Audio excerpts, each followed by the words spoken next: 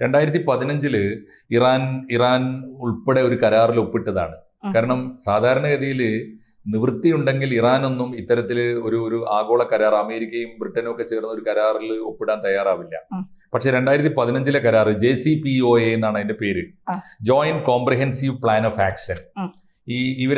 എല്ലാ രാജ്യങ്ങളും ചേർന്നൊരു കരാർ ഉണ്ടാക്കി ഇറാനുമായിട്ട്. ഇറാൻ അതിൽ ഒപ്പിട്ടു. ഇറാൻ പറഞ്ഞത് ഇങ്ങനെയാണ്: ഞങ്ങളുടെ ആഭ്യന്തരമായ ആവശ്യത്തിന് വേണ്ടി അല്ലാതെ ആണവ ശക്തി ഞങ്ങൾ ഉപയോഗിക്കില്ല. ആയുധ ശക്തിയായിട്ട് ആണവായുധങ്ങൾ ഉണ്ടാക്കിയിട്ട് ലോകത്തെ ആക്രമിക്കാനല്ല, ഞങ്ങളുടെ ആഭ്യന്തരമായ ആവശ്യങ്ങൾക്ക് വേണ്ടിയാണ് ആണവ ശക്തി ഉപയോഗിക്കുകയുള്ളൂ എന്നൊക്കെ പറഞ്ഞുകൊണ്ട് കരാറുണ്ടാക്കി. 2015 ഉണ്ടാക്കിയ കരാർ 2025 വരെ നിലനിന്നു. ഇപ്പോൾ ഐക്യരാഷ്ട്രസഭയിൽ അമേരിക്ക ഉൾപ്പെടെയുള്ളവർ ഉന്നയിച്ചിട്ട് ഐക്യരാഷ്ട്രസഭ പാസാക്കിയ പ്രമേയം അനുസരിച്ച് പറയുന്നത് ഇറാൻ ആ കരാർ ഏകപക്ഷീയമായി ലംഘിച്ചിരിക്കുന്നു എന്നാണ്. ആ പറച്ചിലിൻ്റെ ഒരു പ്രശ്നമുണ്ട്. ഇതിൽ രണ്ട് പ്രധാനപ്പെട്ട പ്രശ്നങ്ങൾ ഉത്ഭവിക്കുന്നുണ്ട്.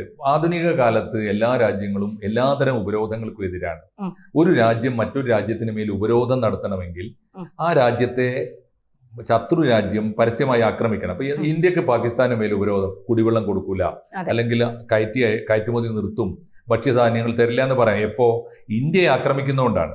അങ്ങനെ യുദ്ധകാലത്ത് പരസ്പരം ആക്രമിക്കുന്ന രണ്ട് രാജ്യങ്ങൾ തമ്മിലല്ലാതെ ഉപരോധം ഉണ്ടാക്കുന്നത് ശരിയല്ല. ആധുനിക രാഷ്ട്രസങ്കല്പങ്ങൾക്ക് എതിരാണത്. എന്താ കാരണം?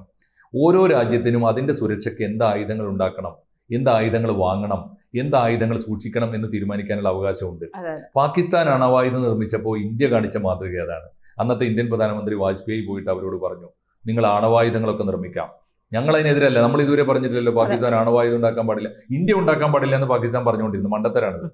നമ്മൾ പോയിട്ട് പറഞ്ഞു, നിങ്ങൾ ആണവായുധം ഉണ്ടാക്കുന്നത് നിങ്ങളുടെ ആത്മവിശ്വാസത്തിനാണ്, കോൺഫിഡൻസിനാണ്, അത് ഉണ്ടാക്കിക്കോളൂ, രാജ്യത്തെ രക്ഷിക്കാനും കൂടി ആണ്. അതേ സമയത്ത് നിരപരാധികളായ മനുഷ്യരെ കൊല്ലുന്ന യുദ്ധത്തിലേക്ക് ഒരിക്കലും നമ്മൾ പോകരുത് എന്നൊക്കെ വാജ്പേയി പറഞ്ഞു പോകുന്നു. അവർ കേട്ടുകയും ചെയ്തു. പിന്നീട് വല്ലാതെ വൈകാതെ നമ്മൾ ആക്രമിക്കുകയും ചെയ്തു. അതാണ് പാകിസ്ഥാന്റെ ഒരു ഗുണം.